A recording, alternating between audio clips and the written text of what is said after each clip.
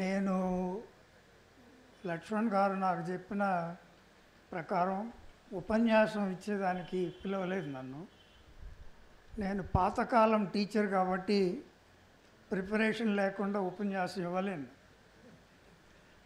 అది కాకుండా సమయం తక్కువగా ఉంది కాబట్టి నాకు 5 నిమిషాలు టైం ఇచ్చి మాట్లాడడానికి అవకాశం ఇచ్చిన దానికి ముఖ్యంగా నేను వచ్చిన దాంట్లో పెద్దలు ఏం చెప్తారో కొంత ప్రస్తుత పరిస్థితి, ముఖ్యంగా మనం ఛత్తీస్గఢ్ లాంటి ఏరియాలో ఏం జరుగుతా ఉన్నదని ఒక నిజ నిర్ధారణ కమిటీ వెళ్ళింది, రిపోర్ట్ ఉంది, దాని గురించి వినడానికి కూడా వచ్చినాను.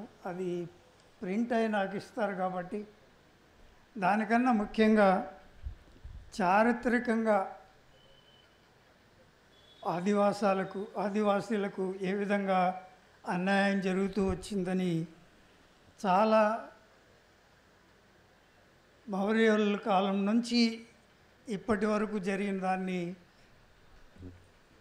విశ్లేషించిన సుదర్శన్ రెడ్డి గారి ఉపన్యాసం తర్వాత చాలా ప్యాషనేట్గా మన రిలేషన్స్ కల్చరల్గా మాట్లాడేటప్పుడు మొహంతి గారు ముఖ్యంగా ఆదివాసీ అనే మాట ఉండే దూరం కనిపిస్తుందేమో అని ఆదివాసీ అనే కల్చర్ను మనం రెస్పెక్ట్ చేసేంతవరకు అలాంటి కల్చరల్ సమూహాలతోనే ఒక దేశం కానీ ప్రపంచం ఉంటుందని అర్థం చేసుకునేదానికి ప్రతి చోట ఒక మానవుడుగా I am because of you అనే అవగాహన అవసరమని చాలా ప్యాషనేట్గా చెప్తున్నారు. ఇది ఫండమెంటల్ సూత్రంగా అయినప్పుడు మనం ఒక కల్చర్ను పైకి చూసే కిందికి చూసే కాకుండా కల్చర్ను మన సమగ్రంగా అర్థం చేసుకోవాలంటే మనం ఎదుటి కల్చర్ను రెస్పెక్ట్ చేస్తే కానీ మన కల్చర్ కాదని. ఇన్ఫ్యాక్ట్ మన దృష్టిలో ఎలాగుంటుందంటే ఇప్పుడు నియో కొలోనిజంలో ఒక ఆదివాసీ కల్చర్ అనేది ఏదో మన కిందికి ఉన్నట్టు కనబడుతుంది. అలాగే మన కొలోనియల్ రెజీమ్లో వాళ్ళు అనుకున్నది ఏమంటే ఇండియాకు వాళ్ళు దొరలు వచ్చినప్పుడు మనల్ని సివిలైజ్ చేసేదానికి వచ్చినారు అని. అంటే ఎదుటి కల్చర్ను నిమ్నంగా చూస్తే కానీ, అంటే మనం ఇప్పుడు అర్థం చేసుకోవాలంటే ఎదుటి కల్చర్ను నిమ్నంగా చూస్తే కానీ, లేకపోతే వాళ్ళ కల్చర్ లేదని చెప్తే కానీ ఇప్పుడు జరిగే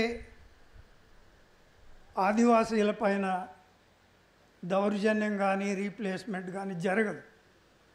మనం ఇప్పుడు ఉండే ప్రభుత్వాలు ఆదివాసీ కల్చర్ను మన కల్చర్గా రెస్పెక్ట్ చేసుకోకుండా ఇప్పుడు వన్ నేషన్ వన్ కల్చర్ అనే ధోరణిలో వాళ్ళ కల్చర్ను కూడా మనం మార్చాలనే ధోరణిలో అన్నిటినీ సమగ్రంగా తీసుకురావాలనే క్రమంలో జరుగుతుంది.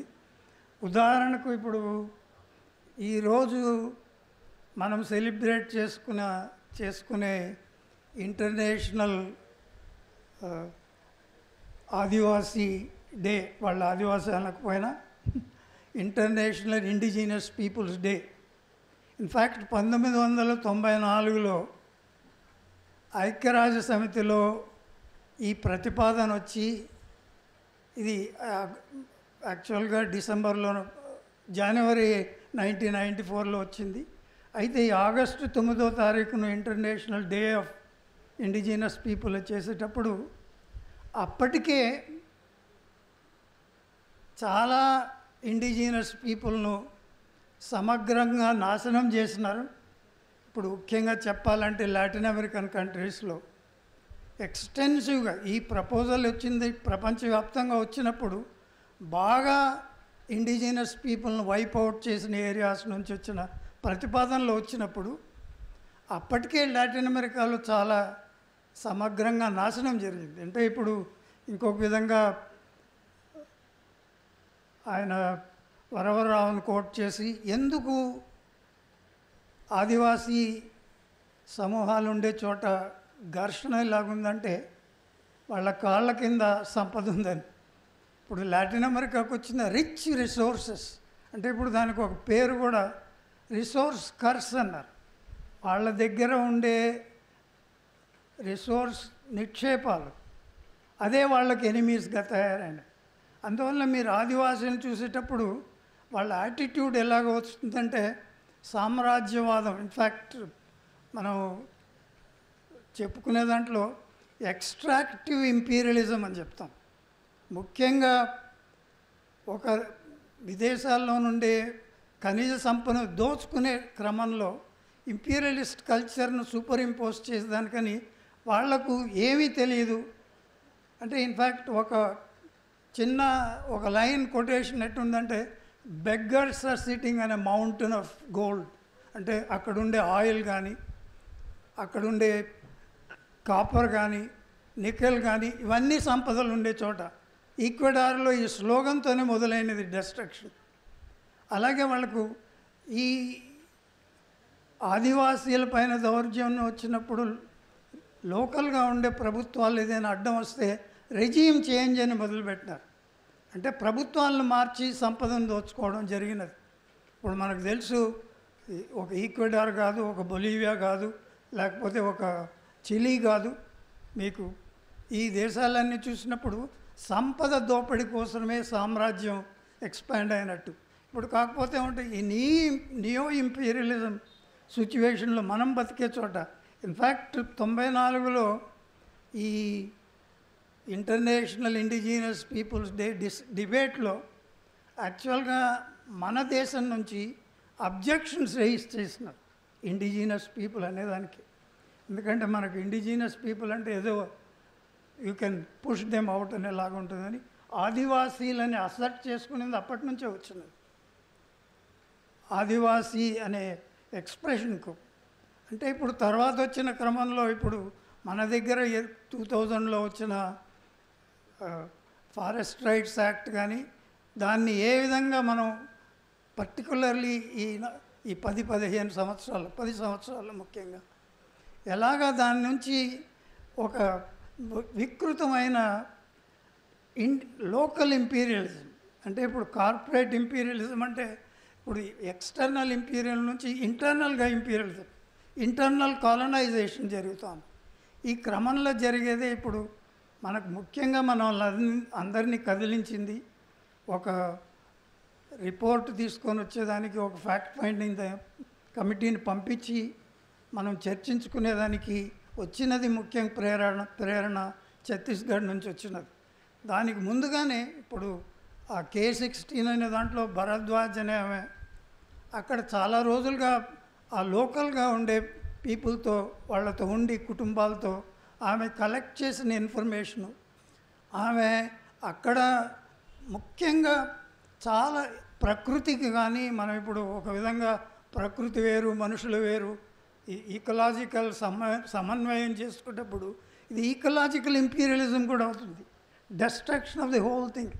ఇప్పుడు ఒక దానికి ముందు కొద్దిగా వెనకపోయినప్పుడు చరిత్రలో ఒక శంకర గుహాని యోగి ఉన్నప్పుడు ది వే ఇన్ విచ్ అతను లోకల్గా ఉండే పరిశ్రమలు కానీ లోకల్గా ఉండే కుటుంబాలను కానీ ఎలాగ చూస్తున్నాడు. ఇన్ఫ్యాక్ట్ ఆ మూమెంట్లో శంకర గుహాని యోగి ఎంత పవర్ఫుల్ అయినాడంటే ప్రతి కుటుంబము